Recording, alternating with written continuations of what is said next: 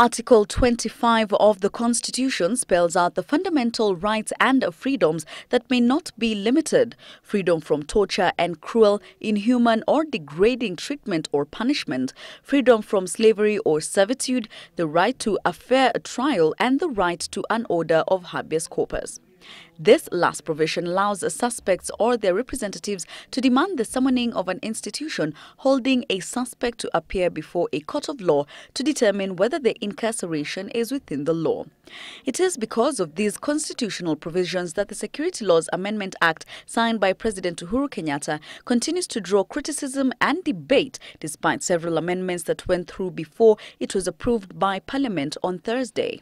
But I think what was passed is a fairly good law, but the question is who is implementing that law. So the question that needs to be asked is, have we really put our heads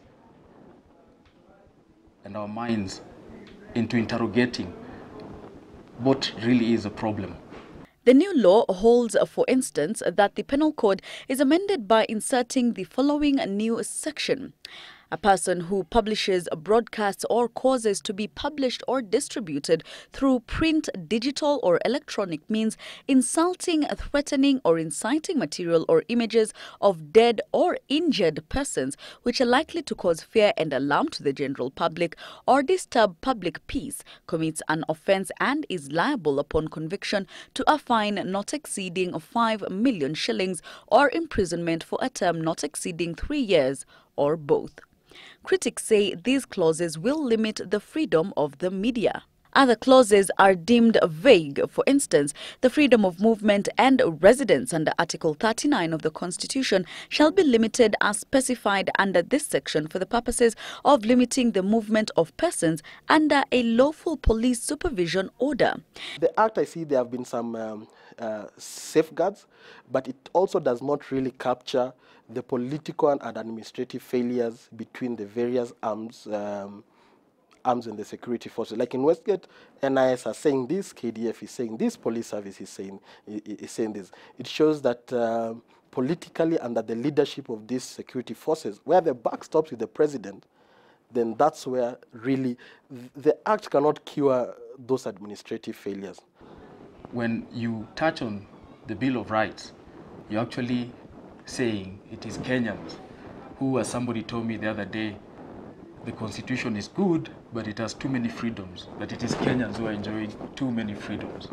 The intelligence agency has been given more power.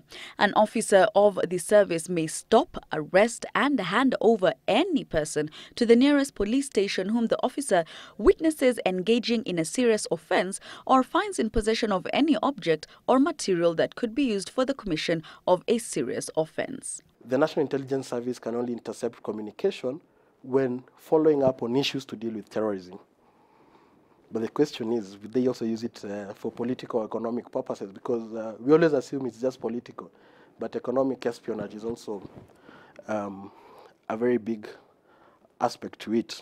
I don't see the relation because those particular rights do not address, I think, what is the core of the problem, a systemic break, a system that has broken down and has been infringed upon and eaten into, and primarily by corruption.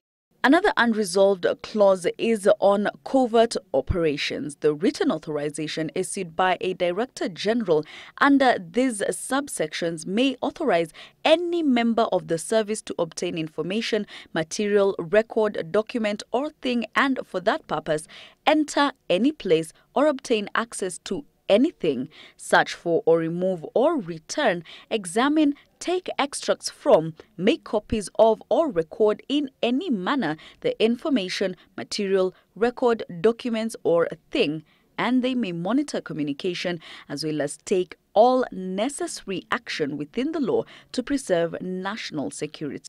I foresee that there will be a lot of acrimony once those regulations on interception of communications come up. It is now clear that the law is yet to be accepted by many interested parties, but the Jubilee government is keen on implementing it. Jackie Maribe, Citizen Weekend.